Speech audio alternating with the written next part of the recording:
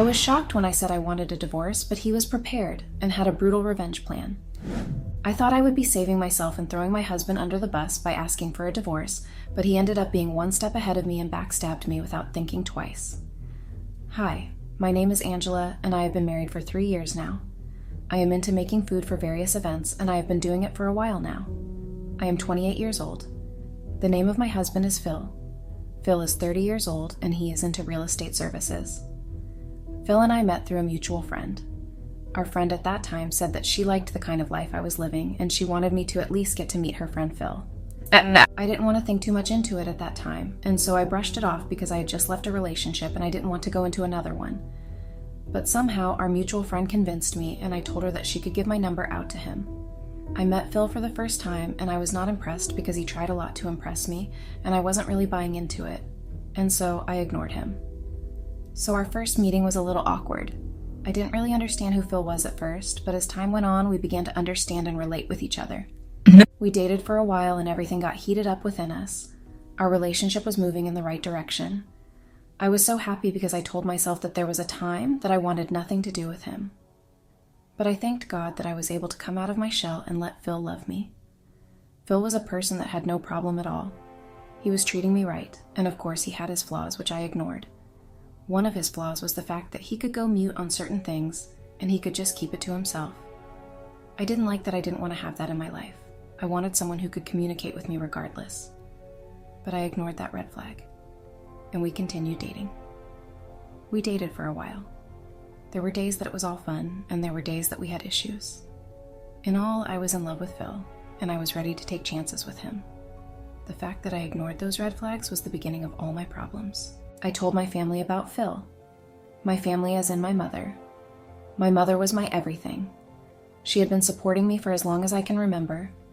She supported my dreams, so when I told her about Phil, she was so happy and she supported me all the way. When she met him, she was happy, and a few weeks later, Phil asked me to marry him, and I was skeptical about it for a while. I felt like we hadn't known each other for that long, and he was talking about marriage. I took time to myself to think about the whole thing, and I was happy that Phil understood where I was coming from, and he gave me space to think about it. I was grateful for everything. I told my friend Patricia, and she advised me to go with my guts and do what made me happy. After some weeks, I could see that me holding back my answers was taking a toll on Phil. I accepted his proposal, and we got engaged. We planned our wedding, and it was everything and more. I got to meet Phil's family, and they literally welcomed me into their home. After the wedding, we planned to spend time in our new home. Phil had told me to move in with him, and I wasn't comfortable with that, and so I told him that it was okay for us to just buy a house together. He agreed, and we did. It was a lot at first because I had to move things around and put things in order. It was a lot, and I was helped by Phil. He made sure that I stressed less, and I was grateful. So a few months after we were settled, we went back to our respective fields. My business was going well, and I was grateful. Every morning, Phil and I had our routine, and we were very comfortable with it. My work can be very stressful, but I still had to make time for my husband and my home. Married life can be really demanding. Phil was the type that he wanted everything to be traditional. I made food, did laundry, and so on. At first, I was okay with it, as it became too much for me when Phil was always feeling reluctant to do basic things for himself, like picking up his plates after eating or ironing his clothes. I was not able to juggle everything together, and the day I told him about how tired I was, I called me lazy. It was a huge fight that day, but I tried my best to avoid the temptation of quarreling. It was our first fight as a married couple. It was bad, but we found our way back to each other. We made sure that we resolved everything. He apologized to me, and I forgave him. He did everything right by apologizing, and I decided to forget everything. As time went on, we made plans to communicate more and do the needful. Days passed, and he made a great effort to apologize. Weeks later, we made plans to go see my mother and spend a few days with her. I had to literally drag Phil with me to go see her. My mother was really fond of Phil, so they went along just fine. During the visit to the town that I grew up in, I got the biggest shock of my life. My high school crush Matthew was also in town. I got to know that he came back from the military and he was finally down. That was the exact reason why we broke up in the first place. He wanted to go into the military, and I told him that I couldn't wait, and so we broke up. It had to be the most painful thing to happen to me in my life because I loved him, and I didn't want to lose him, but I couldn't stop him from living, and so we had to break up. When I heard that he was in town, I didn't know how to feel because it brought back a lot of memories that I had locked away. I told my mother that we had to leave after a few days because I didn't want to see Matthew, and most importantly, I didn't want him and Phil to run into each other, but that didn't happen because we did see each other and we just said hello. But Matthew wanted to talk to me, which I brushed off because I was with Phil. I had to beg Matthew that I was going to see him later if he didn't cause a scene in the presence of my husband. He agreed, and he left. I was happy that Phil didn't see us, or else he could be suspicious. Of course, after that day I tried to see Matthew, but there was no chance for me, and so I created time one day that Phil went out with my mother. I met up with Matthew, and he started talking about how he had missed aita and how he wanted to have me back in his life. I had to tell him that it was not going to be possible since I was married, but he explained to me that he knew that I still had feelings for him, and we should explore it and see where it will go. I knew in my heart that I hadn't really forgotten about my first love, which was Matthew, but there was nothing I could do now. I was married, and I loved my husband. I told him that he should just leave me alone, and I left. But he didn't listen to me. Matthew was very persistent. He could show up at random places, and I used to pray that Phil didn't see us because he could be angry. Matthew somehow got my phone number after we left town, and he started to disturb me. It was not that I wasn't still in love with him, it's just that I didn't want to leave my husband and start all over with someone I wasn't sure he was going to stay with. Matthew left me once. What was the guarantee that he wasn't going to leave again when things got rough? After we got back, I went straight to my work because I had a lot of events planned and Phil had different business to attend to, so he was out of town. After work, I could go get drinks with Patricia. I think she was more fun than me. She had everything going on for her. She was single and just living her life. I told her about the problem I was in with Matthew, and she advised me to just have a seat down with him and iron things out in order for the both of us to be able to move on from everything. I kind of saw where she was coming from, and I agreed. She also advised me to be very careful in order not to jeopardize my marriage to Phil. I spoke to Matthew about the whole thing, and he said he was only going to have a conversation with me if I came to his hotel room. I didn't think too much into it, and so I went to his hotel room because I just wanted everything to be done with and for me to move on with my life. And that also entails burning the feelings I had for him. I was done. I needed to concentrate on my marriage. I got to the hotel room and we started talking. We talked for a while and Matthew and I kissed. It wasn't planned. I started to leave when things got heated up between us. We eventually had sex, and I had missed feelings at first because I had just cheated on my husband, and I hoped he didn't find out. What I did went against everything I stood for. In my mind, I had just committed a great sin. But Matthew told me that I shouldn't beat myself up because of something I had no control over. He was able to brainwash me to think that I hadn't done anything wrong. After that day, Matthew and I kept him in touch. We could talk every day when I am at work. I made it so that Phil will not see me talking on the phone. But after that day, everything began to change between me and Phil. He became distant. He barely talked to me. It was as if he had found out that I cheated on him. I asked him what the matter was, and he told me that it was nothing, and he was just under the weather. I brushed it off and went on with my life. I kept going out with Matthew, and I was also having sex with him, which I was not proud of, but there was nothing I could do. I made sure that we kept our relationship from the public eye so that people would not see us. My relationship with Phil felt so new and fresh, it was as if we hadn't separated in the first place. Everything was moving smoothly. I didn't know what was wrong with Phil at some point, because he became harsh and angry with me all the time. I knew that there was no way for him to know that I had been cheating, so I was confused that he was so distant from me. I had told my friend Patricia about Phil's latest attitude towards me, and she advised me that we should try and see a therapist. I left out the part where I cheated on my husband because I didn't want to be judged. And I also knew that she could drag me for cheating, but there was nothing I could do. I don't even know if it was love that I still had for Matthew, or if it was just infatuation, but there was something there. Since what Phil was going through was bigger than me, apparently, I told him that maybe it was wise for us to see a therapist. He refused, and he assured me that everything was okay between us. He told me that he was just going through a tough time at work, and there was nothing to worry about. My affair with Matthew went on for months, and I still believed that nobody saw us together. But everything began to change for the worst when Matthew started to disappear on me. We could stay for weeks without seeing each other, and I was missing him. The attention I gave to Matthew, I didn't give it to my own husband, and so his Matthew absence for a while was affecting me. I even stopped caring for Phil at a time, because then I hardly see him at home. He was always busy. It was unlike him. and I became worried. Phil and I were living in the same house, but we were far apart, and Matthew was ignoring me. It was as if I had no one again. So I decided to find out the reason why Matthew had been ignoring me. It was then that I got the biggest shock of my life. Matthew had told me that everything we had was fun, but he didn't think that he wanted to move on with me. I told him that I don't want to move on with him either, that I was married. I was only interested in having fun and getting the attention that he was giving me, which I wasn't receiving from my husband.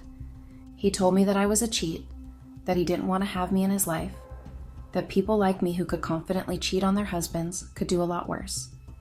I became confused because what had caused this kind of mood shift in Matthew. I thought he loved me, and I thought he was going to fight for me, but I was wrong. He just used me for my body and nothing else. I was so angry, and there were days I cried myself to sleep. I thought that Matthew could not break my heart for the second time, but he did. He insulted me and degraded me without any form of remorse. I wished I never met someone as bad as Matthew. But I told myself that I wasn't going to let that bring me down. I made sure to move on with my life and at least try and work on my marriage in order to take my mind off a lot of things. Me thinking too much then was taking a toll on me. I told myself I needed something that would distract me, and I got the idea from my mother when she called and told me that she was still accepting grandchildren, and it clicked to me that Phil and I hadn't really talked about having children, and so I told myself that we were going to discuss it. But when I finally got hold of Phil, he told me that he wasn't ready to have children with me, and he didn't give me a valid reason. He walked out on me and he brushed the conversation aside, but I knew that I wasn't done. After that day, Phil began to avoid me. He no longer ate his food. He hardly came home. It was as if I was living alone without a husband, but I wanted children from Phil, and I don't know why he didn't want children. We are married and we love each other. Why was he avoiding this topic? I explained my plight to my friend Patricia, and she told me to approach it calmly, but there was nothing to be calm about. We had the finances, and so what was holding my husband back? I knew that something was really wrong because Phil had changed. He was so distant from me. When we first got married, we were also so lovely, but now he was another thing. I kept asking myself, where did I go wrong? There was no possible way for him to know that I had cheated. He was not always around, and most times that Matthew and I went out, we were always so careful. I told myself that I was going to ask him what the problem was, but I knew that I was going to do it with a lot of sense. But my patience was going thin. When I spoke to Phil again, things really got heated up between us. We exchanged words that we were both not proud of. I told him that I was tired of being treated as furniture in my husband's house, and I told him that I want a divorce, and he told me that it was fine, and he left the house. The very next day I received paper, and it was my husband divorcing me. I told myself that it was an expensive joke because the problem we had wasn't that serious for him to give me divorce papers. What did I do? Just like that.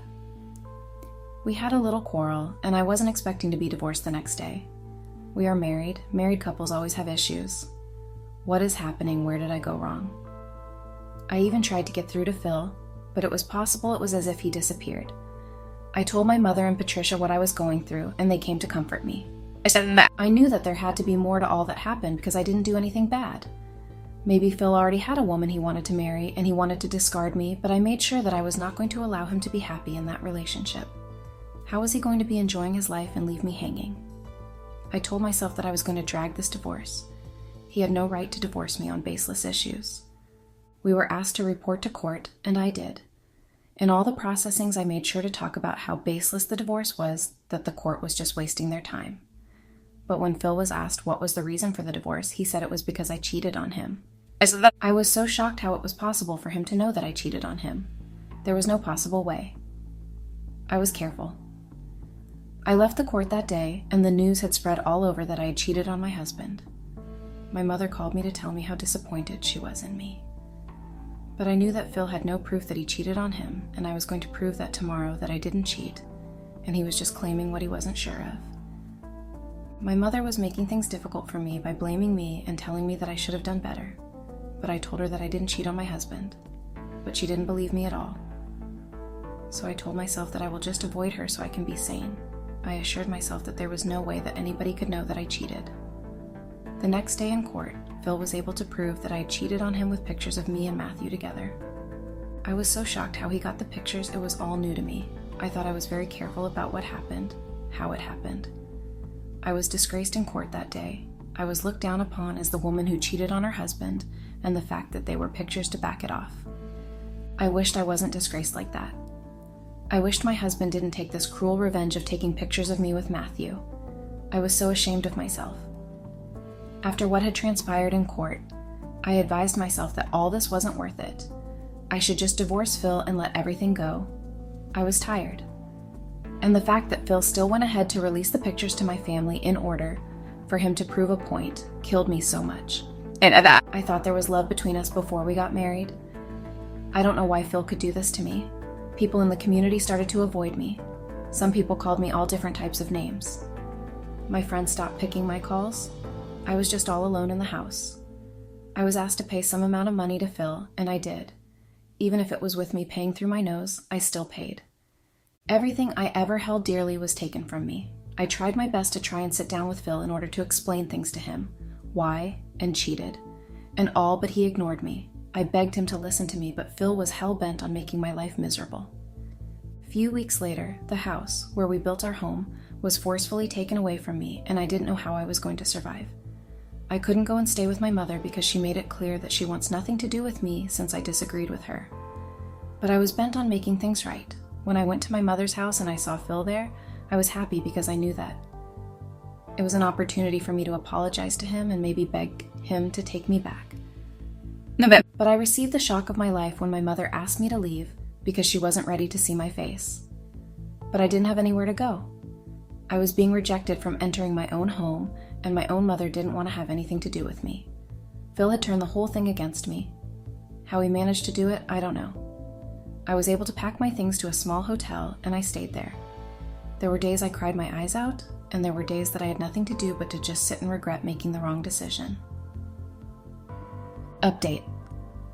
Right now, I am just trying to put my life in order. I was able to see a small job that I have been managing for a while now. I regret my decisions. I wished I never saw Matthew to begin with. He came and he scattered my life. He scattered my marriage. Phil was a wonderful man, and I used his gentleness to my own gain, and at last I got burned. My mother was coming around a little, but at least it was a step in the right direction. I told myself that I needed to make the right choices, and I was going to apologize to and forgive myself for doing everything I did.